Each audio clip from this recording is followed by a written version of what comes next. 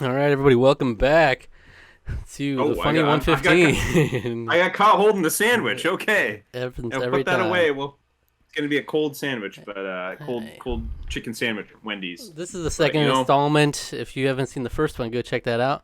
Um, I posted it on the Survivor Reddit, and it got some traction.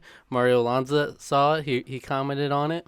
really, Yeah, oh, that's great. and That's awesome. he I think he shared it on Twitter too. So that helps. Oh, wow, that's really wow, that's great. Well, hopefully you're watching this also. Um, love your writing style is amazing and it's very funny, and I'm a big fan. So I hope yeah, I mean we're gonna keep enjoying this while while we're enjoying it. Yeah, so So I'll just read off the comment he left on the Reddit. He said.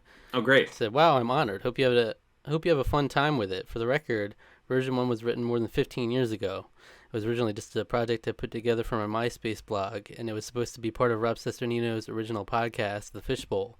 But the Fishbowl Okay. folded before I could finish the countdown, so it just sort of floated around as part of my MySpace blog for a while. I didn't convert it to a standalone website until maybe 2010 or so, which is where it has been ever since. The outcome of that is I really don't even remember most of the entries on version 1 because they were written so long ago. Hopefully they all still stand up. I'll check out your video series. I'm curious to see how it goes. Also, let me know if you ever want me to come on as a guest. All right. That's wow. That's really exciting. That's fantastic. Wow. Yeah, and yeah, Wow. All right. I saw him share it on Twitter, and yeah, I talked with him about it a little bit. I was saying because it's Cool. perfect. You're in case you're new here, we've been keeping Alex spoiler free, so he's only seen up to through Guatemala. Um, Right. so it's right around where this was written, as Panama was starting, um, and so it's cool. It's like a little time capsule for us. And someone else Yeah. commented, I think Survivor 1234. He commented that there was just a heads up. There's some slight spoilers in it or things from Panama, and I was like, okay, I'll keep an eye out. But he basically said it's like little mentions, like it'll be like, I wish I could have included Okay. this person because they're a big character or something like that. Okay. Okay. But it's like That's good. I don't think there would be anything too bad since there's only a couple episodes in. Um, Okay. so Okay. That's good. yeah, but yeah, so excited to get into more. So we also didn't even say this last time because we weren't sure if we were going to be doing more now or how regular we're going to do it. But we're just going to do a video each week leading up to our next Survivor series. So we'll have a couple more of these. So Yeah. it'll be fun, It's gonna be great. and then we'll be able to come back to it anytime because this will be several videos to get through 115. So Yeah, for sure. For sure. it'll be fun. All right. So last time we got up to 100, which was Rudy's jihad. All right. He already calls for a jihad. So let's go to 99. You can read the first one. This is the Beef Jerky Chronicles. Beef It's Jerky Chronicles, Australia finale and All Stars. Is this Jerky Gate? What is this? got to be the Yeah. Jerky Gate, right? It's Jerky Gate. All from right, the yeah. Australia finale and All Stars episode 9. How does it All come right. up in there? Okay. Well, this isn't really a moment per se. It's more like a 6 year running joke. It's something that started in Australia, it continued in All Stars, and it would probably continue to this day if you asked Jerry about it in an interview. You see, it's the story of Kel and the beef jerky, and it's a lot funnier than you might expect. Okay, this one needs a little backstory first. In the second episode of Survivor, the Australian Outback, Army Captain Kel Gleason was accused of possessing some smuggled beef jerky. The Ogakor tribe claimed he was eating it in the woods by himself. They jumped all over him, and he was voted out of the game 7-1. The editing of the episode made it look like he had been voted out over the beef jerky, but post-game interviews with the cast made it clear he would have been voted out anyway. Kel Gleason was a loner who never really fit in with his peers, and that's why he was voted out unanimously in episode 2. The beef jerky incident really didn't have anything to do with the truth, yet it made for sensational TV, so that's of course what everybody remembers. Anyway, the biggest controversy around the beef jerky at the time was the fact that Jerry Manthe had been the one to make the accusation. Jerry claimed she'd seen Kel chewing something brown, and the whole witch hunt started with this accusation. In other words, the beef jerky controversy had always started and ended with Jerry Manthe. She made the accusation at the time, she has had to defend it over the years, and she is well aware that people haven't always believed her side of the story. Jerry has always been on shaky ground with the general public, especially about this subject. For that reason, sometimes she has to defend herself. And this is where the story starts to get fun. Jerry's first encounter with beef jerky backlash came in the Australia finale. It was one of my favorite moments of the season, and it happened when Jerry was asking questions at the final tribal council. Jerry stepped up to address the two finalists, and she asked the very benign question, "Are there any moments that you regret in the game?" She seemed to be looking for an apology, but needless to say, Tina had other plans in mind. Tina thought it would be more fun to slam Jerry right in her face. I don't remember this. There's a picture. Tina simply smiled and said, "The moment I regret most in this game was at Ogakor when someone accused Kel of smuggling beef jerky. Somebody said, 'Check his bag,' and I was standing right there, so I went through it. And afterwards I thought, ooh, I wish I shouldn't have done that. I wish I hadn't done that." Someone accused him of having beef jerky. Jerry's facial reaction as Tina was speaking. Wow. Tina said this with a big smile on her face in that oh-so-sweet accent, and it was one of the funniest moments of the whole season. Because she had managed to call Jerry a liar to her face in response to her own jury question. But the best part was that Tina, the master of the implied put-down, had done it so subtly that Jerry couldn't even respond. Jerry just got this annoyed "you bitch" look on her face, and Tina just smiled ever so sweetly back at her, like she didn't realize what she had done. It was a really funny and subtle comedic moment. Oh yeah, and if you're wondering why Jerry wanted to vote Tina off first in All-Stars, just go rewatch this moment. Tina made condescending comments like that around Jerry all the time. Remember this one? "I try not to cook rice anymore because I don't want to be judged." That one probably single-handedly got Tina voted out of All-Stars. So anyway, Tina's jury answer was funny enough on its own, probably good enough to make this list. But there was actually a follow-up moment in All-Stars that I thought was even better. Because it once again involved beef jerky, and once again it involved Jerry. Only this time, Jerry was the one doing the spin control. This time she wasn't going to let anybody beat her to the punch. It happened in the 9th episode of All-Stars when, is it Shapira? Shapira. I can't remember. Why don't I remember that? Shapira. It's such a memorable name. Shapira. It sounds like Shakira and Shapira. Ben Shapiro. When Shapira received tree mail about the upcoming immunity challenge. I'm not going to do that the rest of the time. The players were told that the next challenge would involve Survivor trivia and would test how well they all knew the show. In order to prepare for the challenge, the Shapirans started reminiscing about past seasons in an attempt to brainstorm how much they knew about former events. And there they are. Sure enough, standing there at the head of the pack was our old friend Jerry Manthe. You see, she knew a lot about past seasons, and she especially wanted to share with them what happened in Australia. And I'll never forget how hard I laughed when I heard Jerry confidently remind the Shapirans that Keith couldn't make the rice. Kel got caught with the beef jerky. Oh, really? Caught? Was that exactly the way it didn't went down? Was that the exact way it went down, Jerry? Kel was caught by the producers? Seems to me it was more suspected or accused.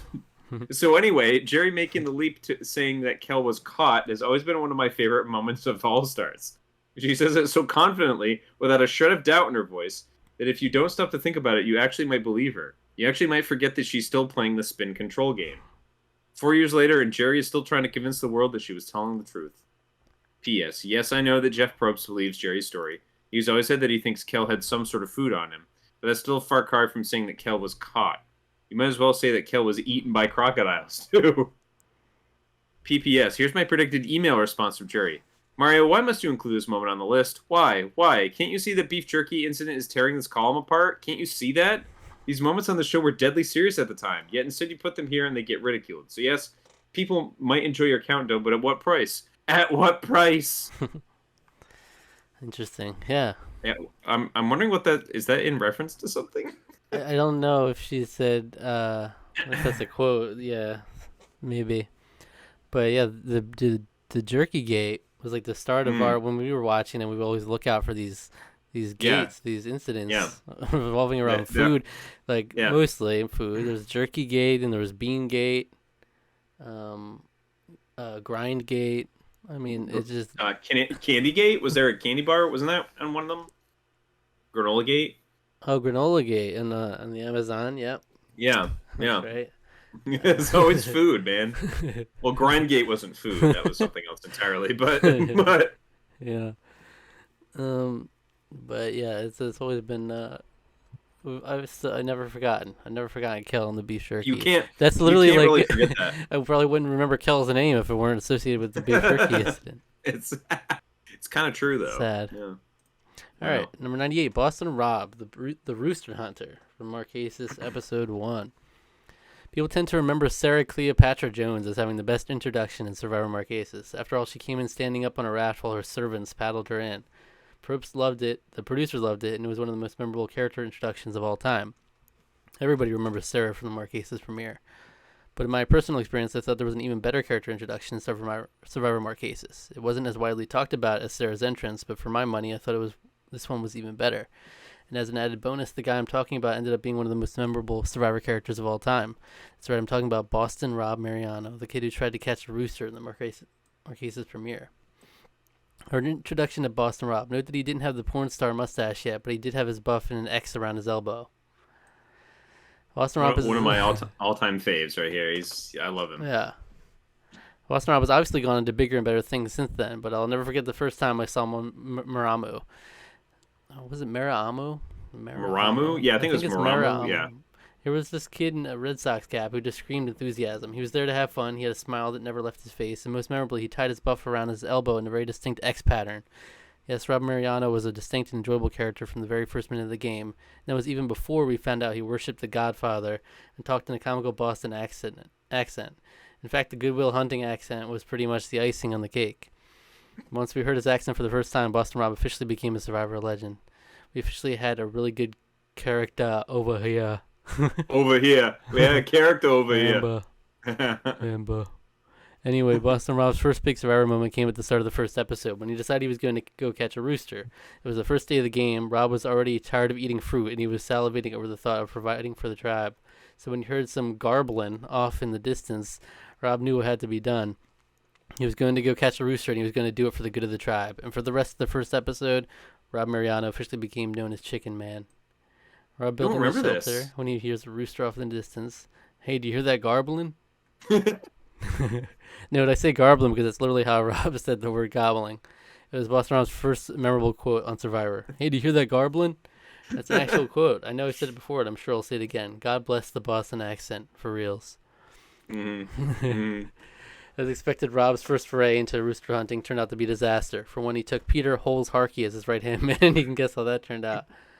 The second big problem was that Rob was unaware that roosters could fly. In fact, this small variable, flying skill, proved to be a major hindrance because it transformed Rob's plan from corner the rooster in a tree and catch it into the much less successful plan of corner the rooster in the tree and watch it fly away.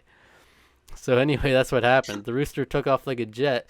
Rob gave a really funny confession about how he had been unaware that roosters could fly, and that was their introduction to Boston Rob and Survivor. The victim. Step 1, Rob chases the rooster. Step 2, Rob and Peter corner it in a tree. Wait, those things can fly? They can't fly, can they? Rob explained to us how the rooster took off like a 747. It was out of here. Boston Rob's rooster hunt was one of the best character introductions we ever had in the show, and I'll never forget that he actually said the word garbling. Garbling. Oh, that's awesome. Yeah. That's awesome. Boston Rob he's a treat. He's a treat. Oh yeah, I love him to death. He's the Godfather. It's Goblin. He's the Godfather. Yeah. Oh, I remember this one. I brought 97. this up before. 97, Jan's Pet Cemetery. Oh man, Thailand's Gentry. Yeah. Like gentry, like gentrification. Boy, I guess that name. Well, let's not go there. Thailand's Jan Gentry was a very tender-hearted person. She had a soft spot for all animals. She wouldn't say a mean thing about anybody, and she was absolutely terrified when she saw pain and suffering of any sort. In short, she seemed like a very nice and a very genuine human being. She had a soft spot in her heart for just about everybody. The problem was that about 15 days on Survivor, after about 15 days on Survivor, she started to lose it. Jan started to go a little bit crazy about midway through Survivor Thailand. It all started with a dead bat embryo that she found on the beach. Oh, there were warning signs before. It's not like she just suddenly lost it overnight, but the day she encountered the bat embryo was the day that Jan officially sort of lost it. And her break with reality led to the 97 moment on this list. Jan's Pet Cemetery on Chuigan. Chuigan? Jan announcing to Chuigan that she had found a dead baby bat on the beach. Of course, some would say that it's not all that funny when a baby animal dies and a human being wants to bury it. And I'll give you that one. Inherently, the death of a baby animal is not all that funny a concept. Unless it's baby seals, of course, under the right circumstances. Just kidding. No, the funny part about Jan's pet cemetery wasn't the animals at all. The funny part was the reactions of the rest of her Chewy-Gon tribe mates. Because they had no idea why Jan would bury this embryonic baby bat. They had no idea if she had lost her mind, and they weren't shy about sharing the feelings about the matter behind her back. In particular, Clay's horrified reaction to the bat funeral was priceless. Check the vidcaps below. Helen's horrified reaction to the baby bat. Please bury that thing, Jan, before it starts to stink up the beach. Brian's amused reaction to Jan. I was wondering if we could eat the bat first. Clay looks on in absolute horror. Clay does a deadpan to the camera. This is the stupidest thing he's ever seen. So anyway, the dead baby bat, whose name was alternately either Oscar or Oliver, depending on the episode, was bad enough. The tribe laughed at the bat funeral. They called Jan a kook behind her back, and they thought that was that. They figured Jan would just move on. She is scooping up the bat embryo, and there she is at the burial. But what the Chewy-Gons didn't expect was that Jan would hold a second animal funeral a few days later. This time, the poor victim was Lucky, the chicken. Lucky had been a prize from a reward challenge. He ended up being dinner a few days later, and this time Jan decided to bury his feet in her little pet cemetery. She wanted to bury Lucky next to Oscar in the pet cemetery just so that the two of them wouldn't be lonely. That's right, a pair of severed chicken feet in the embryonic carcass of a bat. Together forever, just like nature intended. Lucky the chicken at his funeral service. Jan during the chicken eulogy. As with before, the reaction of Jan's tribe mates was priceless. Clay, in particular, took so much malicious glee out of the whole thing that he could barely stop from laughing during Lucky's funeral. This was one of the stupidest things he had ever seen, and he even told us so in a confessional. Clay had no idea why people would be eulogizing a damn chicken. I had never seen so much ceremony over a damn chicken. There goes Jan buries Lucky in the pet cemetery. It was kind of a creepy looking area too. Anyway, Jan's pet cemetery was something that everybody remembers from Thailand, and while her overblown reactions to every animal death, complete with funeral and eulogy, were memorable enough, what really pushed this moment into comedic territory was the fact that the rest of Chewy-Gons were totally convinced that she was insane. And I'll never forget the look of sheer horror on Clay's face when he realized they'd be wasting 2 hours having a funeral for what was left of an embryonic bat. Clay's reaction shots and his increasingly annoyed commentary single-handedly pushed this moment into the top 100. It's a memorable one, that's for sure. It's crazy that's like top 5 Thailand moments right there. Yeah, that's pretty wild. I don't know. Yeah, I mean that's about as much as Jan contributed.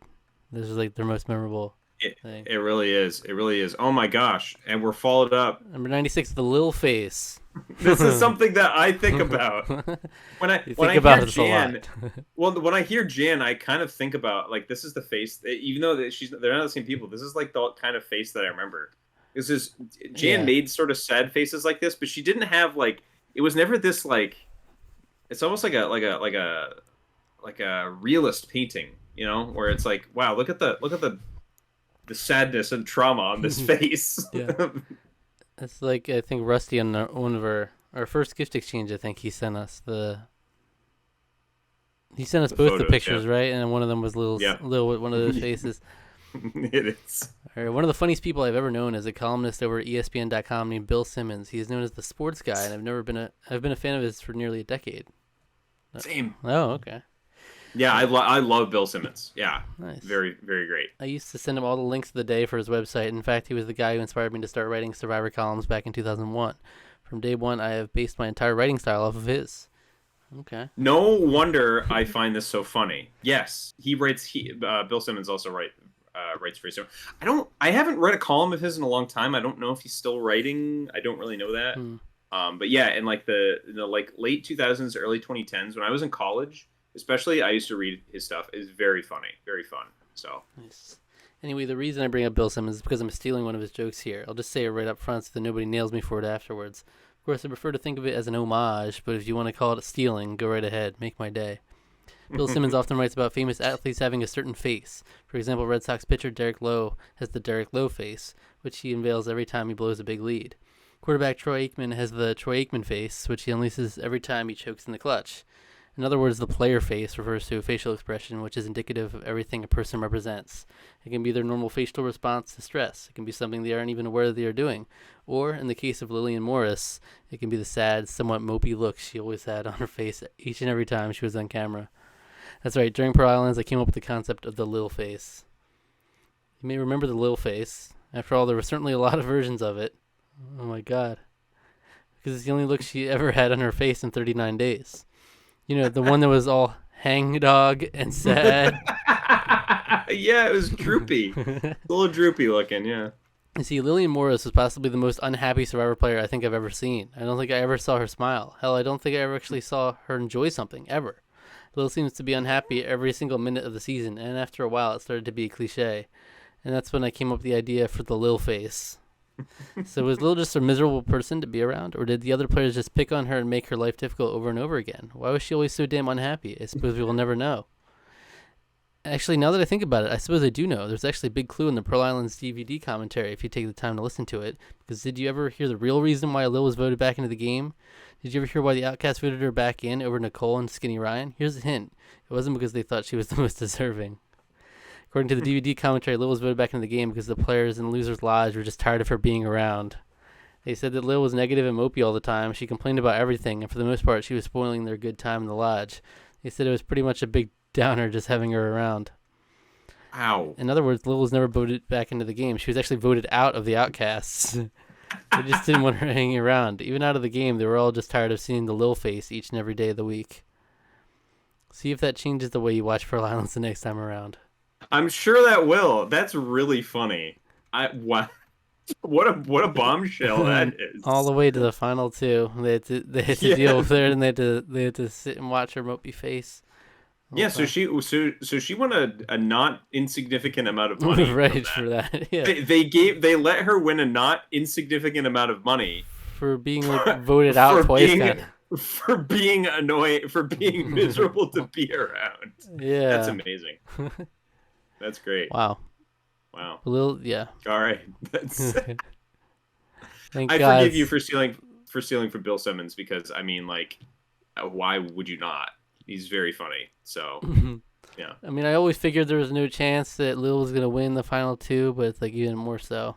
Yeah, with that. Thank God Sandra won. Yeah. Yeah. Number 95, Clay Jordan. So, there we go. Clay Jordan. Just Clay Jordan. It's not even a moment. It's just Clay Jordan. Oh boy. I think that Clay Jordan is one of the most underappreciated characters in Survivor history. That's a take. I don't know if I agree with that. Clay Jordan, I mean...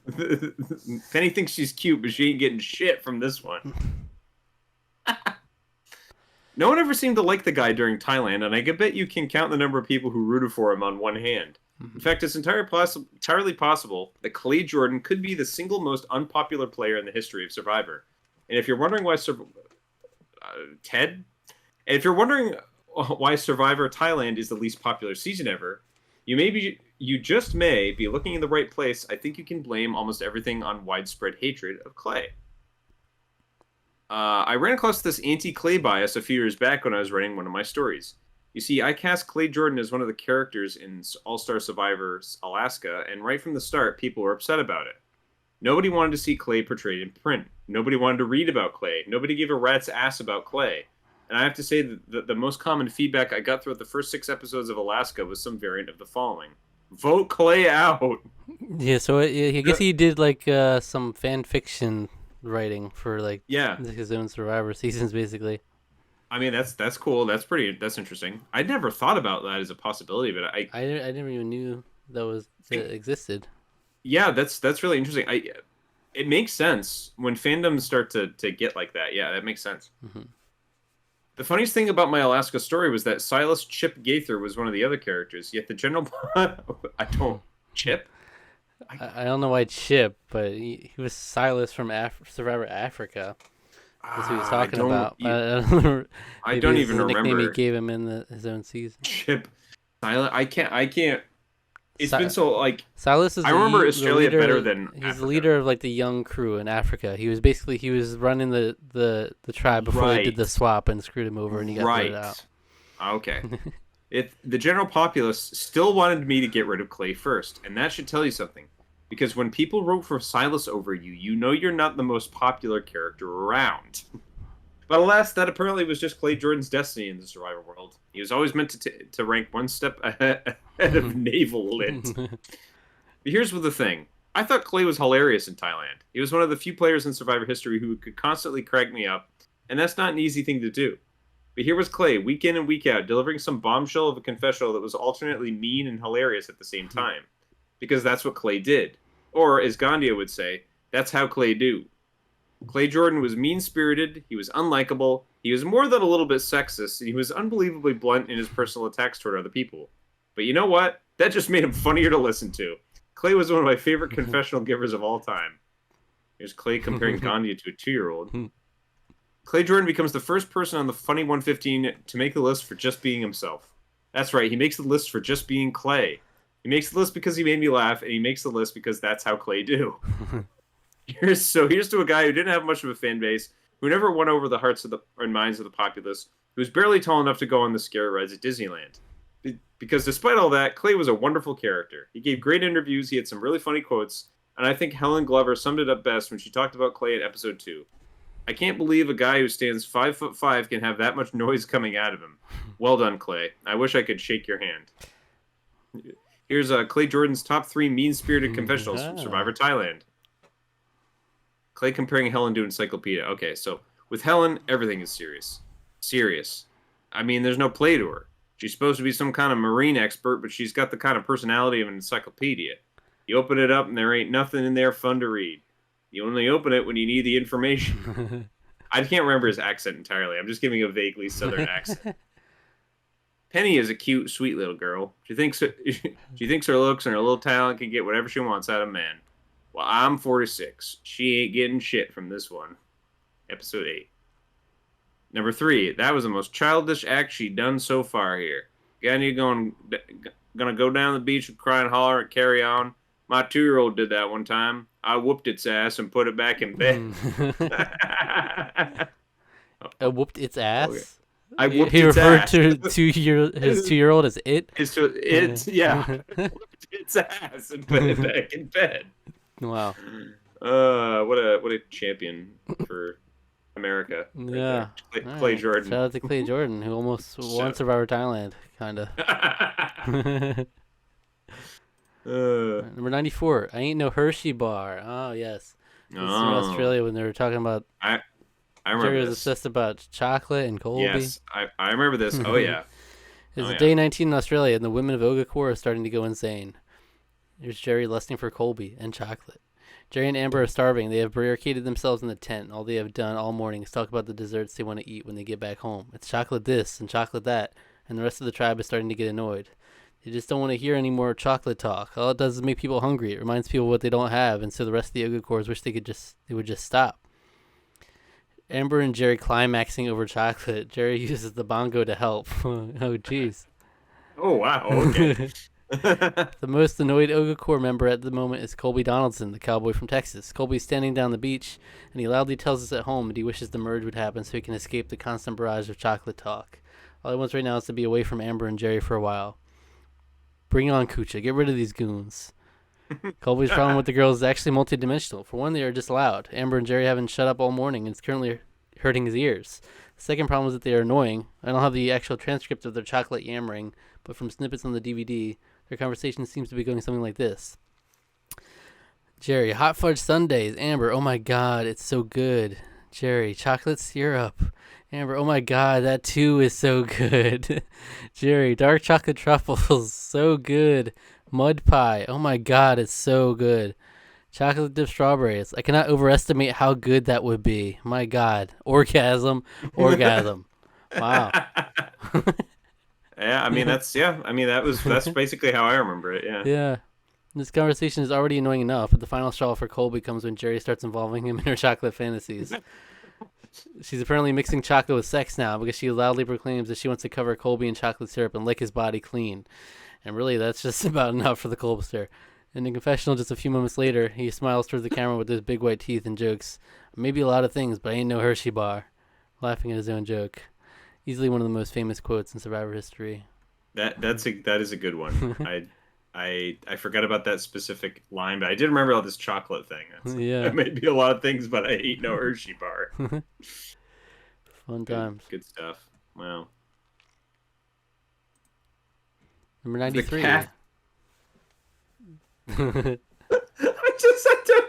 I don't didn't. Okay. The cat. It's just something very funny about the Kathy laugh. Ha ha ha ha. It's Kathy Vavrick O'Brien. Oh, she's the Burlington, Vermont lady. Mhm. Burlington's like it's like 3 hours away from me, but there it's like, oh yeah, Vermont. I live near Vermont, so that's cool. The Queen of the Distinct Laugh. There she is. There's not a whole lot of substance behind this one. I just always like Kathy O'Brien's laugh. You know, the one that was very loud, very distinct. It pretty much went like this. Ha ha ha ha ha. Every time I use Kathy in one of my stories, or one of my Fallen Comrades parodies, I always made her laugh as I always made her laugh as much as possible. And I did this mainly because I always wanted to use that distinctive laugh. Ha ha ha ha. Kathy's best trait as a Survivor character was the fact that she always explained her thoughts to the camera. She never hid things from us. She was 100% open and honest in her interviews, and she gave us full access to whatever she was thinking and feeling every single minute of the game. And for that reason, I think she was one of the best Survivor characters of all time. She was always honest, she was always analytical, and she was just emotional enough to make her sound like an actual human being. In short, she was everything you could really ask for in a player. But best of all, Kathy had the most wonderfully distinct laugh. You could hear it in the background of just about every scene, and it was identifiable every single time she thought something was funny. Because like all good laughers throughout history, Kathy laughed all the way down from her diaphragm. It was always a joy and pleasure to hear. Ha ha ha ha. So thanks, Kathy, for Kathy for giving us the single best laugh in Survivor history. She is yee-haw, ha ha ha ha. Actually, I don't remember it all that well. I don't. It's interesting that he's mentioning it as distinctive, but I don't really remember it. I'm gonna have to go back and I'm gonna have to go back to Marquesas and flip on an episode, because if it's this frequent, then I should be able to find it. Yeah, but Kathy was a fun time for sure.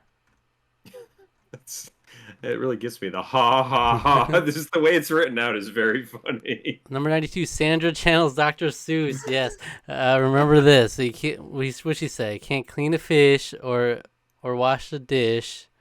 No, Yeah. What did she say? All right. Well, who's gonna bring it up? But I know exactly. Yeah. Yeah. One of the most amusing subplots of all time was the running battle between John and Sandra during Pearl Islands. In fact, the two of them fought so often and so memorably that I considered just making it a moment on its own. I was going to call it John versus Sandra, and would have been a top 10 moment on this list easy. I probably could have even made the top 5. John's an ass. It's great. It's just the bluntest like confessional. John's an ass. It's like awesome. The only problem, however, was that by simplifying John versus Sandra into one entry, I would be leaving out a lot of really good moments. So I would be glossing over some of the best moments in the history of the show, and that just couldn't happen. No way was I going to skip over the John and Sandra war without giving it some special attention. So that leads us to number 92 on the list. It is a moment that happened at Rupert's Final Tribal Council, Episode 9. It is the first of many items on this list that will include Sandra and John. The running battle was way too good to summarize it into just one item on the list. John yelling at Sandra, day 5. Sandra offers a rebuttal. Sandra thinking about John. I can get loud too. Is that I can get loud too? Yeah, I think that might be that. Yeah. It was day 27, Pearl Islands. The Balboa tribe was attending tribal council, and Rupert Boneham was about to get blindsided. It ended up being one of the most memorable episodes in Survivor history, but the part that I really enjoyed was when Sandra went off on John right before the vote. It was one of many Sandra rants in the game, but this was one of my favorites because she inadvertently channeled the spirit of Dr. Seuss, and she probably didn't even mean to rhyme. I'm sure it was an accident, but sure sounded funny when she busted out with, "Let it be known that John wakes up at noon, and then he goes under the bushes and he has a secret spot where he takes an additional nap. I've yet to see him wash a dish or even clean a fish." Yes, okay, so that was right there. This quote is funny enough in itself, but let me know that it was accompanied by a heaping dose of Sandra's sass as she shook her head from side to side, Alicia style, plus she pointed her finger in the air as she spoke. It was a total Sandra quote all around, and the fact that it sounded like a Dr. Seuss book was just an additional bonus. In fact, if you paid for Survivor Insider during Pearl Islands, you actually got to hear the extended version of her little speech. The longer, unabridged version actually went like this. I've yet to see him wash a dish. I've yet to see him clean a fish. He does not help us here or there. He does not help us everywhere. He will not with a fox. He will not in a box. He does not help us in a tree. So go, John, let us be. You lemon cotton candy headed snake ass motherfucker. Yeah. Oh, that's great. Yeah.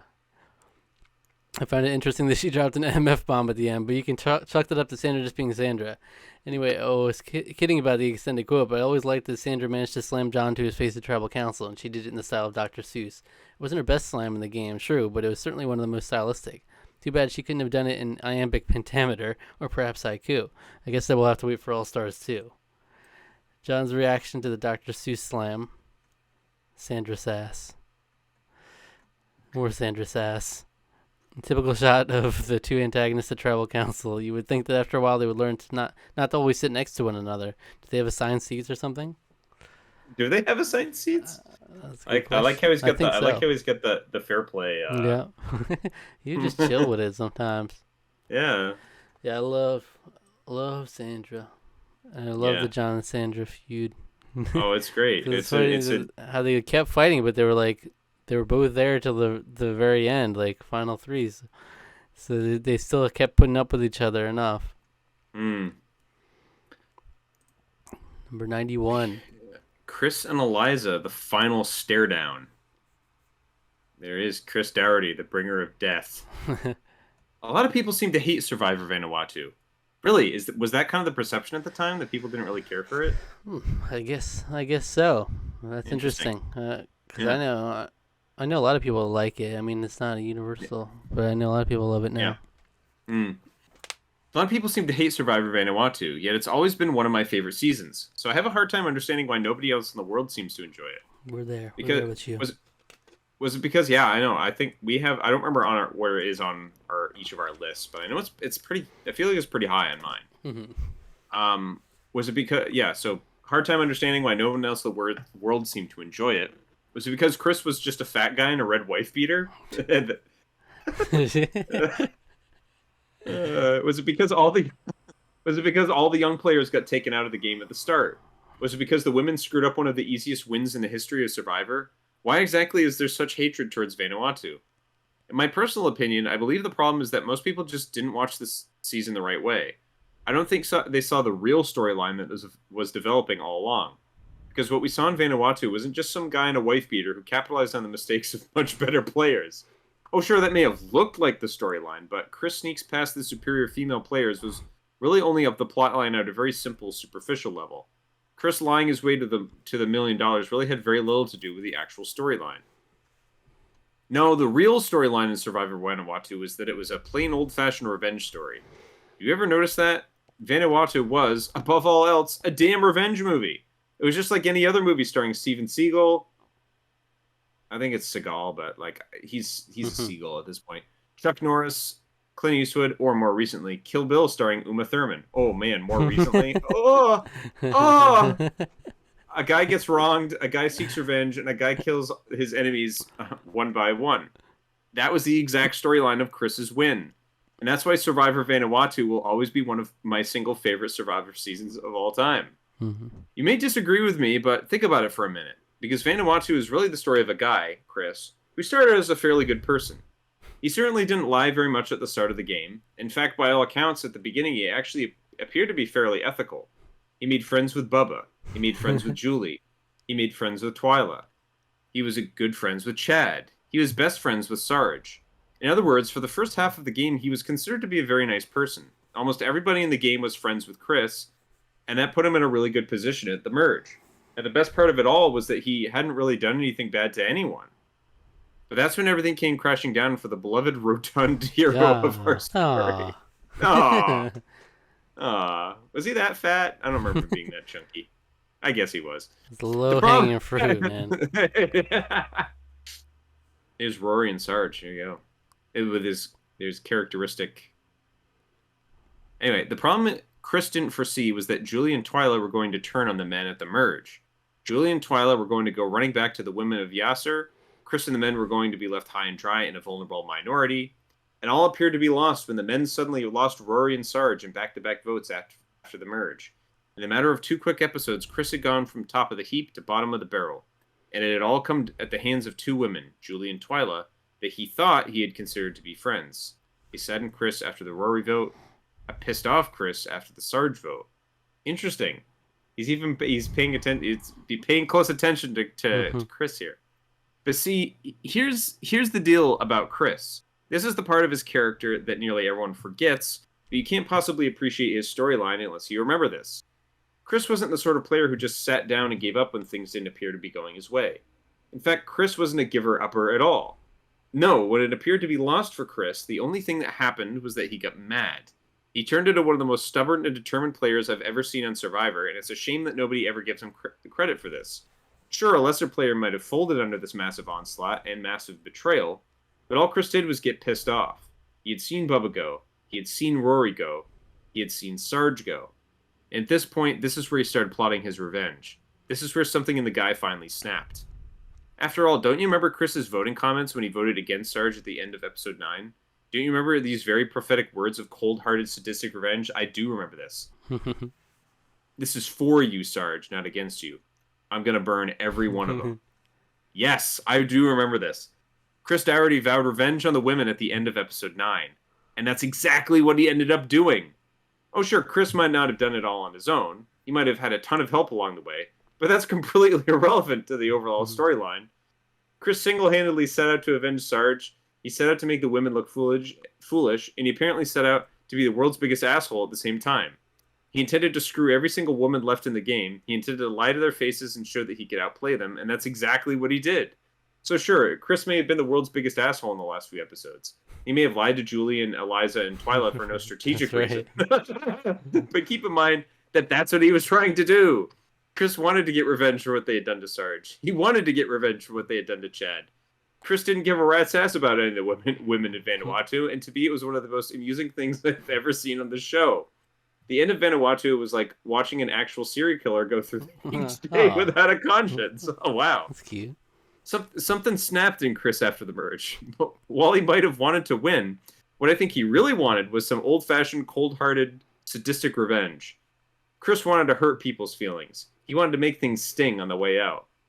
And he especially wanted to screw Julie and Twyla. For those two, no revenge could possibly be sweet enough. And if Chris somehow made it to the final 2, well, he figured he'd just bullshit his answer to the jury and see if any of them actually bought it. And guess what? They did. And that meant that not only did Chris destroy and embarrass nearly every single female player upon whom he called for a jihad. Not the jihad again. He also managed to con them into giving them $1 million check. And in the mind of this reviewer, well, revenge just doesn't come much more sweeter than that. Was Chris's win mostly luck? Hell yeah. Was he a nice player who played with a lot of ethics? Hell no. Was he the most likable winner the show has ever seen? Of course not. But damn, he made for some good TV. Chris Dougherty pulled off the best revenge story the game has ever seen. He burned them all just like he said he was going to do. And I have to think that Chuck Norris or the bride from Kill Bill would have been extremely proud. It was really a fun little reign of destruction if you knew how to appreciate it. There he is, thinking about burning them all. I loved just about every minute of the Chris Dougherty revenge story. But the moment I specifically chose for the funny 115 was Chris's blindsiding of Eliza at the Final Four. It was a scene that was horrendously harsh, if you were a Eliza fan. But it was also a scene that was extremely memorable, if you were a Chris fan. Because do you remember what Chris did right after he had backstabbed poor Eliza and sent her right out of the game? Do you remember his move immediately after the fateful vote? Do you remember that Chris actually taunted her? Right there when she was getting her torch snuffed. Take a look. Chris actually taunts Eliza right after she turns and gives him a glare of disgust. I couldn't believe it. Eliza turns to glare daggers at Chris. Chris's reaction? He just shrugs. Whatever. And then one of the biggest dick moves in Survivor history. Chris actually waves to her on the way out. I know it's sort of mean to be laughing about the scene, but goddamn was that a cold-hearted thing to do. Like I said, this was easily one of the biggest dick moves in Survivor history, and it has always made me laugh at how cold-bloodedly sadistic it was. I mean, Chris didn't have to do this. There's no strategic necessity or advantage to doing it. He just wanted to do something mean on the way out. He just wanted to flat out be an asshole to somebody. In fact, Chris's decision to taunt Eliza right after he'd backstabbed her for no particular reason also reminds me of one of my favorite movie monologues of all time from the movie Pulp Fiction. Tell me if this doesn't sound like the last few episodes of Survivor Vanuatu to you. Oh man, I'm not going to do a Samuel L. Jackson impersonation. I'm not going to. There's a passage I got memorized. Ezekiel 25:17. The path of the righteous man is beset on all sides by the inequities of the selfish and the tyranny of evil men. Blessed is he who, in the name of charity and goodwill, shepherds the weak through the valley of the darkness. For he is truly his brother's keeper, and the finder of lost children. And I will strike down upon thee with great vengeance and furious anger those who attempt to poison and destroy my brothers. And you will know that I am the Lord when I lay my vengeance upon you. I've been saying that shit for years. If you ever heard it, it meant your ass. I never really questioned what it meant. I just thought it was a cold-blooded thing to say to a motherfucker before you pop the cap in his ass. I love that movie. Yeah. So why did Chris taunt poor Eliza right after he had blindsided her? Well, it certainly wasn't because he wanted her jury vote. No, the only reason Chris would do something like that was because he was out for revenge and he wanted to burn them. That's it. Vanuatu was the single best revenge story in Survivor history. It was easily one of the most well-rounded arcs in Survivor history, and the only reason it hasn't caught on that well over time is just that most people find Chris unappealing. We are not those people. We are not those people. No, we like Chris. At this point, all I'm asking you to do is watch Vanuatu again, and this time, watch it from Chris's point of view. Don't watch it from Amy's point of view, or Eliza's, or anybody else. Just watch it as the Chris Dougherty story, and see for yourself what a perfect storyline it is. Because if you go into Vanuatu expecting to watch a Chuck Norrisian story of revenge, I swear to God, is one of the most satisfying and funny storylines you are ever going to see in Survivor. In fact, here's the Cliff's Notes versions of Chris's legendary tale of revenge, in case you're too lazy to go out and watch yourself. It's the final five, and Chris is best friends with a girl who recently backstabbed him, Julie. And he's awfully convincing, too. Don't worry, Julie. You and me are going to the final two. Revenge number 1. Complete. Eliza sure can't believe it. Chris, of course, doesn't feel the slightest bit guilty about this. It's just one chick down to him, and 3 more chicks to go. Back at camp, Chris tells us he doesn't really need to blindside Julie. He just did it because he thought it would be fun. She burned me, I burned her. Back at camp, Eliza is a little bit upset. Chris, you, me, and Julie were supposed to be an alliance. It's subtitle here. Why don't you put just a little bit of faith in the person you're aligned with? Wow, that's great. And Chris, of course, is just going to fatten poor Eliza up for the kill. Yeah. He promised that no matter what, he's still going to force a tie at the Final Four. That's the Final Four. And guess what? Chris just won immunity. It means that he can now do anything he wants tonight at Tribal Council. Chris again promises Eliza he's going to force a tie tonight. There's no real reason to do this. This part is just for him. Yeah. It's just for him. Just for me. Here's the Alinta Final Four at the Tribal Council. Note the smirk on Chris's face. He knows exactly what is about to happen. Nah, whatever. And this is where the moment gets good. Eliza turns to give Chris a glare of absolute hatred, loathing, and disgust. Here's my favorite image of the entire Vanuatu season. Eliza is glaring at Chris, and he just glares back at her as if to say, and what are you going to do about it? The editors hold on this shot for at least 5 seconds. It's just an awesome little pissed-off, angry stare-down. Eliza finally walks up to get her torch off, and this is when she does her famous one last turn to give Chris one last angry look. And the money shot. Chris just shrugs her off, and then he waves. Bye-bye. Like I said, the scene between Eliza and Chris was my single favorite Chris moment in the game, and it's all because he had absolutely no interest in winning her jury vote. All he wanted to do was be an asshole. All he wanted was to pull off a cold-hearted revenge.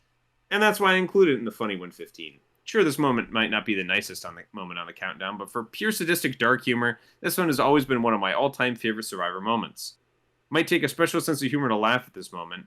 Either that or you just have to appreciate a player who battled with a set of balls, i.e. didn't give a crap about jury vote.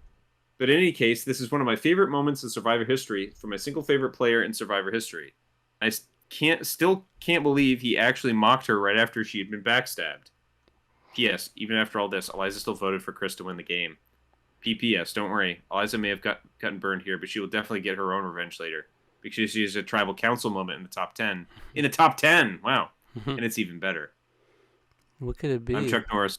I approve of this revenge. I forget she did That's, do something in the. yeah, I forget what it was. yeah. Okay, wow. So this was a big one. Big. That was really long. That was boy. So yeah, Chris. I don't know how you can watch Vanuatu and not see it from Chris's perspective for the most part. Like that's how we From were now watching on, it for yeah, most of the especially. time, though. Yeah, Um, it's definitely how I think that's definitely how I felt like I interpreted it. Especially when he's like in the beginning he's kind of like the secret mastermind. Like it's like Sarge is like the front man, but like he's really the planner. mhm. And then once it gets down to this lower, when it's just the women and him, Yeah, when he's the last guy standing, it's like yeah. it's very much his story. It's like because it's his game to. I mean, it's his game to. He's gonna lose. Like it's their game to win. Their game to lose. I guess is the phrasing. And they blow it, which is amazing. So But yeah, I guess people didn't like him because he wasn't, he didn't play in the nicest way. But that's just he's how kind of a people dick. felt. Like Richard Hatch in general, all these players. Yeah. Um, Boston Rob, I'm sure they felt some type of way in All Stars too. But Mm. these are I've always appreciated these kind of players who are like ruthless. But I even commented when we were watching it, it's like he's like doing this for no reason. He was just lying to them like moments before, He's just and like, then like had this attitude about as they were getting voted out. Like, yeah. Why don't you just put a little bit of faith in the person you aligned with? Fattening up fattening her up for the kill. otherwise known as That's so gaslighting. great. Yes. That's so great. Oh man, that's really funny. Wow. Yeah, Chris. I mean, we've always respected Chris. And I Yeah, do think he's yeah, one of my favorite players so far, for sure. yeah, yeah. He's up. He's definitely way up there for me. So, yeah. All right, number 90. Just shut up about Mother Africa already. Okay. I don't remember this one very well. This is a deep cut, Africa. Linda Spencer, crazy person. Brandon Quinton, Survivor Africa, once gave a very accurate description of fellow contestant Linda Spencer. In episode 4, he told us that she has two very, very different sides. It's like this sweet little New England mom, and then there's this, I don't know, crazy woman side, too. Linda bows down before Lindsay. I think I do. I think I do Vaguely. remember this. Yeah. I think I know. Remember what he's talking about. This is like weird that I remember this. I don't remember very much from Africa at all. I almost feel like we It's need to only been- rewatch that one. I know. I kind of want to rewatch the ones we didn't do reactions on just to have them, but it's like obviously it's a lot to take on. But it's only 3 years ago, or almost 4 years ago now. But Yeah. Linda may have only been around for 4 episodes, but she definitely had a lot of memorable moments in this game. Remember when she taunted Lindsay for getting hurt, or when she tried to force a hug on Lindsay by asking, "Did your mama never hug you?" Both of these showed Linda at her peak wackiness, but the thing that Linda Spencer was really remembered for was her never-ending adulation of Mother Africa. I do remember this. Throughout the first 4 episodes, it seemed like Linda never shut up about Mother Africa this or the idol goddess that. In Linda's mind, everything that happened in the game seemed to be some way related to fucking Mother Africa, and it happened so often that it sort of became a running joke. Oh great, here's Linda with another blithering soliloquy about Mother Africa. Time to go get a snack from the fridge. Mother Africa means something or other, I forget. This subplot in Africa, Mother Africa makes the baby Jesus happy, got so predictable that Mother Africa eventually became some sort of a trigger word for me. Anytime I heard that phrase on TV, I immediately tuned out the next 15 seconds of my life. It's like my brain shut down on me. I mean, Linda could have announced the cure for cancer at the end of her confessional. I never would have heard it. The minute she hit that trigger word of Mother Africa, my brain turned me into something else. Somebody else. It was sort of like Reggie Jackson when he tried to assassinate the Queen at the end of The Naked Gun. Oh. Linda Spencer and Mother Africa teamed up and somehow managed to hypnotize me. Wow, that's a deep cut that I get. I love The Naked Gun. The Idol Goddess. Yeah, I was gonna say, yeah, you love that. You love that movie. Yeah. The Idol Goddess loves the funny 115 list, Mario. I can feel it.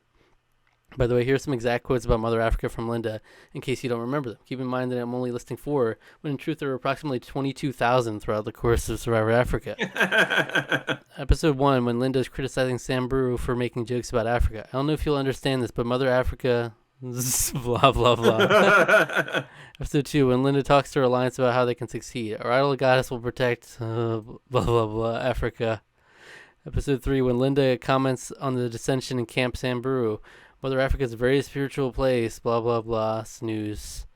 Episode 3, when Samburu loses the plane drop reward challenge. Our idol goddess is not happy, you guys. She went to find a place of peace, blah, blah, blah, Silas, blah, blah. Damn it, I actually looked up those quotes before I tried to type them in. I even had them written word for word on my paper, thinking that would help. But unfortunately, my brain just wouldn't let me proceed once I reached the inevitable trigger word. I'm really sorry. I had no idea I was still affected by this phenomenon. I really wish I would have been a little more helpful. Mother Africa sucks. Great, Linda's talking again. Time for a piss break. All right. Wow. I do remember this. Yeah, her constant talking about Mother Africa, and I was like, okay. Beautiful. All right. Well, yeah. One of the ones that we didn't do a reaction to, so it's a little less fresh in our minds. Yeah, it sucks we didn't start from the beginning. Yeah. But yeah, the first 4 seasons. Yeah. Here we go. 89. John promises that Sandra's not the winner. Oh yes. In episode 2. I got $1 million that says she's not the final one. That's right. John and his Sandra won't win confessional. This one's short but sweet. In Pearl Island's episode 2, John gets in a fight with Sandra, of course, and then goes to trash her in a confessional. He explains to us that Sandra will never get very far because he has special plans for her. He would also like to bet $1 million that Sandra won't be the eventual winner. In fact, he even promises us this. Sandra isn't going to win Survivor Pearl Islands. Here are his exact words. We have bigger fish to fry first. But she's not one of the final 4. I got $1 million that says she won't be the final one. Laughs hysterically. That is cackle. John's cackle. Got $1 million. There he is. They got $1 million that says he won't be the final one. This is one of the all-time great survival confessionals for several reasons. Here they are. A. John inadvertently gives away the ending of the season. B. John, the main villain, ends up looking like a fool later down the road, which is something all editors love. C. John is extremely cocky and confident at all times, yet he just happens to name the one person who does win in the end. And there's John giggling at the fate of Sandra. Yeah, he has kind of a giggle. When the editors saw this confessional come across the editing bay, they must have been peeing in their pants in excitement. So wait, we have this little weasel John, who the fans are going to hate, and he specifically promises that the winner won't win way back in episode 2? And we get this confessional dropped into our laps to play around with? What is this, Christmas morning? Why don't you just hand me an Emmy, too, while you're at it? I always love that John named the wrong person in his confessional as the player who will never win. He could have named Rupert or Sean or Burton, and it would have been just fine. But no, by luck of the draw, he managed to name the person who actually did win in the end. And it ended up being one of the best early season Survivor confessionals of all time. See, I told you John was an ass. That's right. I love this moment. It was great. It was great watching it. Like I knew what the result was going to be. Yeah, and I think they brought this back up. They brought it up in the reunion, if memory serves. Maybe. I think I seem to remember them playing this. But it is perfect for editing, for narrative. Like it's kind of the inverse of when Richard Hatch in Borneo says he's like already got the $1 million check made out. That kind of thing. It's like beautiful. Chef's kiss. Extremely good. Man, what an amazing season. What an amazing Pearl Islands. Let's react to that one again. Just react to it again. All right, number 88, but I'm the pawn. I'm the swing vote. All Stars, episode 14. Big Tom Buchanan is one of the funniest people I've ever seen on Survivor. The big man for Virginia was always good for a laugh. He would say the most outrageous things on TV, and he's actually the number 1 ranked survivor on this list. Tom is going to end up in the Funny 115 more times than any other player, 8 moments in all. So it's an honor for me to present his first actual appearance on the list. Yes, my friends, this is where we pop our Tom Buchanan cherry. Nearly every Tom moment on this list is going to be something he did on purpose, so it's kind of weird to say this is a moment where he wasn't even trying to joke around. Tom was being dead serious here. He was trying to play a harder game than he really should have attempted, and it ended up being one of my favorite moments of unintentional humor on the list. So anyway, here we go. Welcome to one of the most ridiculous arguments I've ever seen on Survivor, and it involves Tom Buchanan trying to explain a concept he didn't quite fully understand. Oh, yeah. Oh, my gosh. I remember. Okay, I remember this. It was the final 5 in All Stars, and Tom had set himself up into a wonderful position in the game. He was best friends with Robin Amber. He was a very important third vote. They desperately needed it, and he was currently positioned smack dab in the middle of everything. He had Robin Amber on one side. He had Jen and Rupert on the other. And then there was old Tom sitting pretty in the middle. He could choose to go with either side. He could change the game around if he wanted to, and best of all, he knew it. Tom Buchanan was the all-important swing vote. The best part about Tom's plan was that Robin Amber completely underestimated him. Tom had played the dumb hillbilly card so well that he was considered to be little more than a pawn. Rob and Amber knew that Tom would do whatever they said, and Tom loved it. He loved being the pawn. He loved making people think he was an idiot, because all he had to do was walk over to Rob before the vote, ask him who the target would be, and bam, Big Tom was safe for 3 more days. Just the way he liked it. It was the role he was born to play.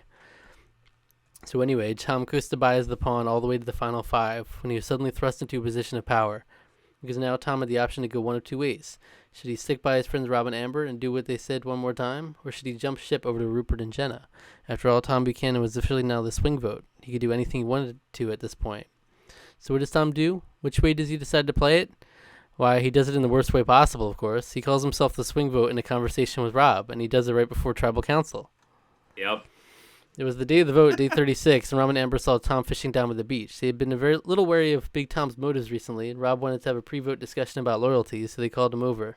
They told Tom to come join them up on the rocks. Basically, this was because Rob wanted to feel Tom out, to see where the guy stood. But with Rob and Amber thought that Tom had been acting a little squirrely lately, and there had been more rumors that Tom had been trying to get Rob voted out. So Rob called Tom over, he confronted him over tonight's voting plans, and the conversation that followed ended up being one of my favorite Survivor arguments of all time. Enjoy. Let's be honest here. For at least one time in this game, let's get to the truth. Have you not tried to mark me to get me kicked out of this game? Yes or no? Absolutely not. Have you gone to anybody to try to get me out? No, sir. Where does our alliance stand now? When we take Jen out tonight, then what happens? Then we take out Rupert? Well, I don't know. You tell me. Why do I have to tell you? Because I'm the pawn. I told you, I'm the swing vote. Amber, incredulous. No, you're with us. There is no swing. We're a group. There is no swing. Rupert and Jenna are 2. All they need is 1. And then smash. No.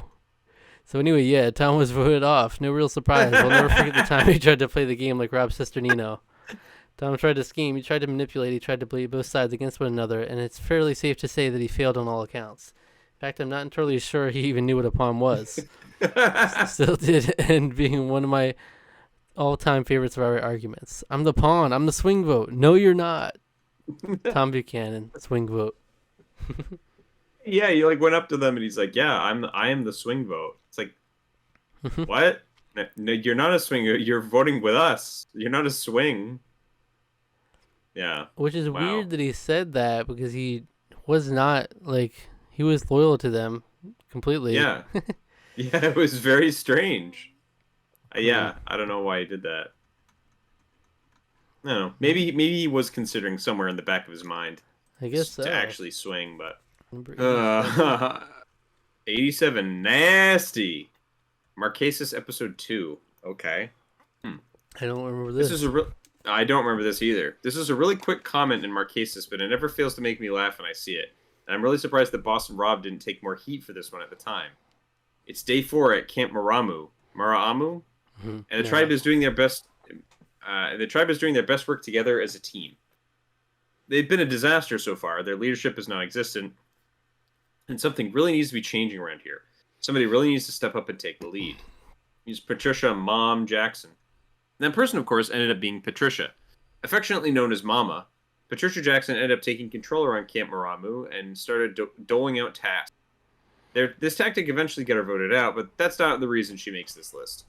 No, the real reason she makes this list because of a moment that happened on day 4. It was just a quick snippet of conversation, just something that Boston Rob commented on. It ended up being one of the most unbelievably rude things I've ever heard someone say in my life. And like I said, I can't believe Rob didn't get in trouble for it actually came out of his mouth. Is Hunter putting lotion on Patricia's back? You see, Patricia was a fairly large woman. She was probably the most overweight player the show has ever cast. And on day 4, she asked Hunter to put some suntan lotion on her back. Hunter, being a good sport, walked over to help out, and the rest of the tribe started teasing him about it. And I have to guess that Patricia made jokes about her weight all the time because she didn't seem to mind that everyone was laughing at Hunter. She didn't seem to be offended at all. How about just under the arms? In fact, Patricia even escalated the joke by asking Hunter to next rub lotion down her arms, i.e. towards her breasts. She raised her arms up in the air, and that's when Rob said something he probably shouldn't have. Oh, nasty. That's what he said? That's it. Mariano was always the king of saying things he would later regret, and this was one of the most jaw-droppingly inappropriate things to ever come out of his mouth. He was saying nasty to someone's body when it's right in front of you. That's amazing. You see, Rob was standing right next to Patricia when he said it. He just blurted out the most inappropriate word without thinking, and it's always made me laugh when I see this scene on tape. It was just a total Mariano moment. Patricia raises her arm, and Rob looks at her body and says, nasty. Mm-mm. Rob pointing out Patricia's body flaws.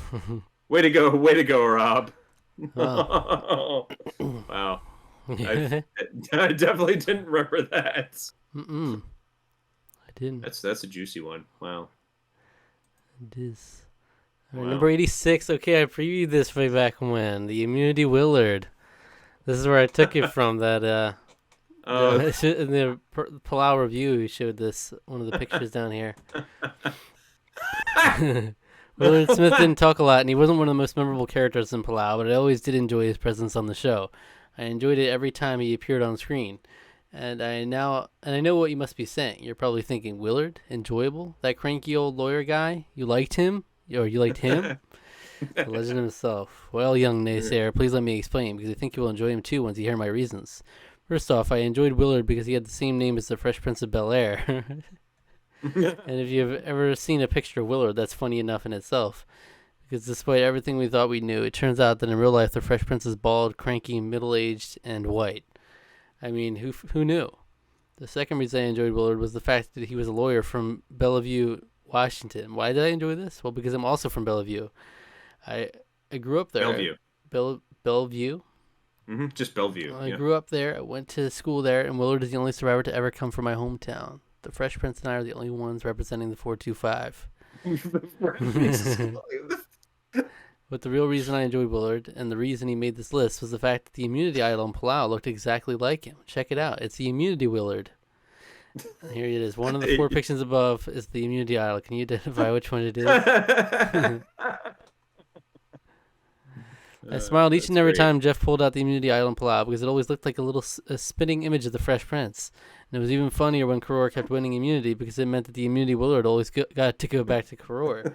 Willard was never once separated from his happy little wooden doppelganger. Jeff with the Immunity Willard. Jeff scratching Immunity Willard behind the ears. Janu hands over the Immunity Willard. Karor wins Willard. The image of Willard and the Immunity Willard was one of my favorite sight gags in Palau, and it offers tangible proof that the producers of Survivor fixed the show. Because if you're actually going to model the idol after one of the players, you have to assume his tribe will win every single immunity in the game. It's just common sense. It's voodoo in reverse, and it works every time. That's also why we never saw an immunity Silas. I shall call him Mini-Me. So anyway, thanks to Willard the not-so-fresh Prince Smith, and thanks to the producers for giving him a mini-me. It was absolutely one of the funniest things going on in Survivor Palau. Karor wins Willard for the 7th straight time. We talked about this on our Palau, our season review of Palau, but that's really funny. And I remember talking about Willard the whole time, being like, we heard him say anything? And when he would say stuff, it would be like the most benign comment. Yeah, it's just nothing. All right, here we go. So we'll do 2 more. Okay. All right, Alicia breaks character, Australia episode 4. This one is great. This is one of my all-time favorite Australia moments, and I'm particularly proud to add it to this countdown because I don't think many viewers even remember it. And I'll admit right up front that it's more cute than laugh out loud funny. You might not even think it's funny at all. But I do, and I'm glad that they recently released Australia on DVD, because that means I finally get to show you a frame-by-frame screen capture. I think you will enjoy it. One of the toughest female characters we've ever seen on Survivor was Alicia Calloway from Australia. She was a bodybuilder from New York City. She was as tough as nails, and she also happened to be absolutely ripped. Yeah, she was like, wow. She had muscles that could rival any of the men, and for that reason, I think the players were a little frightened by her. No, she may have been small in stature, but Alicia carried herself like a pit bull. She looked mean, she had a quick temper, she didn't take shit from anybody, and, worst of all, she had this scowl on her face just about every single minute of the game. Alicia Calloway wasn't a person who smiled very often. She was a very intimidating person to be around. The standard Alicia glare, she's very angry here. Alicia's happy face. Alicia's giggly face. Alicia having a long, pleasurable Oh. orgasm. Wow. All throughout Australia, I thought that Alicia was simply playing a character. There was no way anybody could be that pissed off and tough all the time. She had to be playing a role for the camera. I just knew it. In fact, I always sort of compared her to Mr. T, because if you've never seen Mr. T off camera, you have seen he is the nicest guy around. In real life, he is sort of a goofball. Once the cameras roll, he turns on the Mr. T character, and out comes the sneer. That's when he finally gets into character. So all throughout Australia, I figured that Alicia must be doing this too. I knew she was playing a character, but the only problem was that you could never actually catch her. She was too good, and she never slipped up. So I'd be there, sitting there, watching Australia, and I'd be telling myself, I'm never going to break character sometime, Alicia. You can't keep this up for 39 days. You may be good, but you're not that good. So when are you going to crack? Well, it finally happened in episode 4. Alicia finally broke character. And it happened so subtly that I don't think people noticed. Just watch the vidcaps below. Watch as the real Alicia finally peeks out from behind the mask. It's actually sort of cute. It's day 11, and Kucha is enjoying a feast. You see, they have just won a reward challenge. They received 3 egg-laying chickens, and the first chicken was immediately put to good use. The tribe killed it, they cooked it, and they are now enjoying the meat. Well, everyone but Kimmy, anyway. Kimmy doesn't eat meat, so she took off. But the rest of the Kuchas are enjoying their first bites of protein in more than a week. And there they are, feasting on chicken. Alicia's sitting in the back of her shelter, looking pissed off. She doesn't appear to be joking around like everyone else. She's just sitting there, arms crossed, scowling, sneering, doing Alicia things. It's the same stuff she always does. She's totally into character right now. She is in the angry zone. But that's when it happens. That's when her teammate Nick cracks a joke. Referring to his piece of chicken, as well as his own skin color, Nick jokes that once you go dark meat, you don't ever go back. Nick chuckles at his own joke for a second, but there's no reaction from anybody else, especially from behind him. As the other minority member of the tribe, Alicia doesn't appear to even have heard. But then her eyes quickly dart over towards him, and she smiles. And then she finally cracks. That's great. In the world of comedy, that is what we call a joke grenade. It just took a few seconds for the punchline to kick in. And look at the grin on Nick's face. You can't believe he actually got Alicia to break a smile. See, we knew it was all a big act.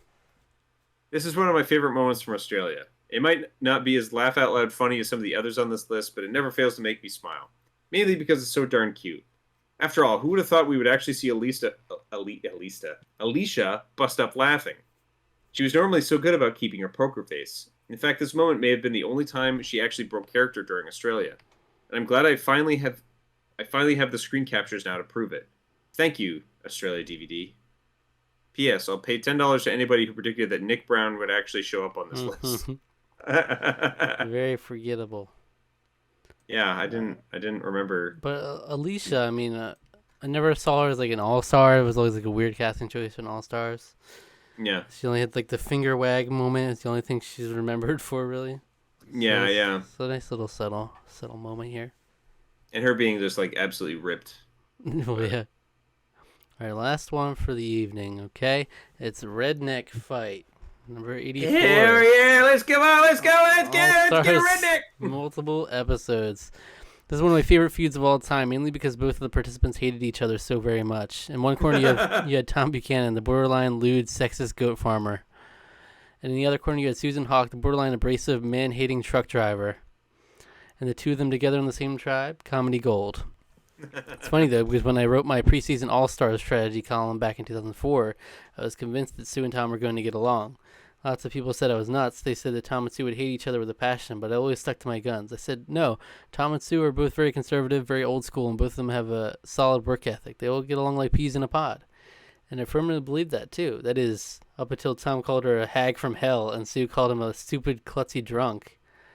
Once those words started being thrown around, I knew that perhaps they'd been wrong. Perhaps they'd been a tad off. Maybe they weren't going to get along as well as I had hoped. So anyway, here are some highlights from the Great Redneck Fight of 2004, and I have to say that I really enjoyed this subplot.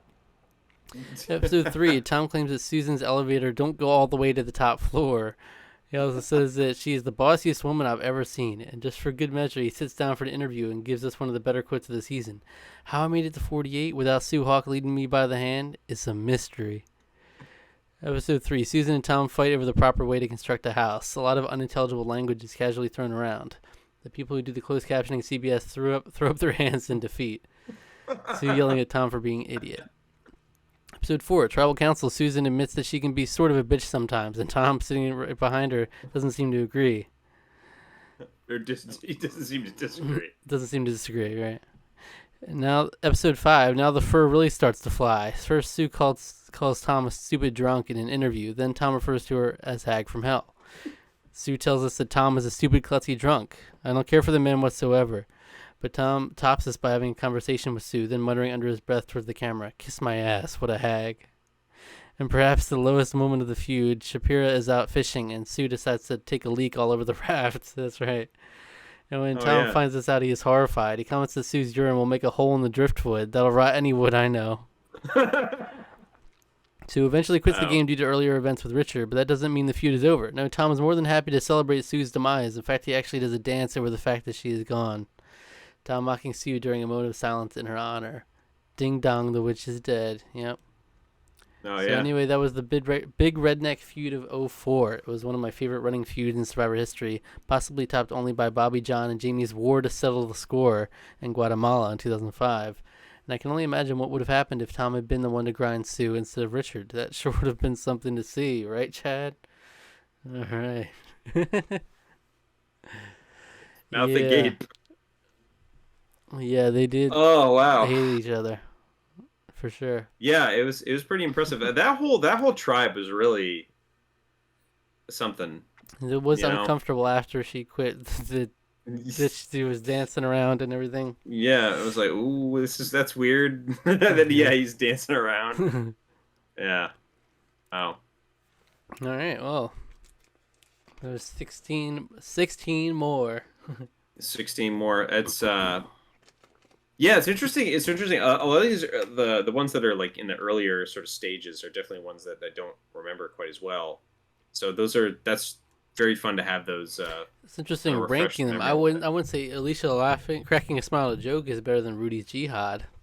I would not say that for sure. Oh yeah, I don't. Yeah, I probably wouldn't say that, but it was cute. It was a cute little moment. Yeah. Yeah. So we got into some good stuff today.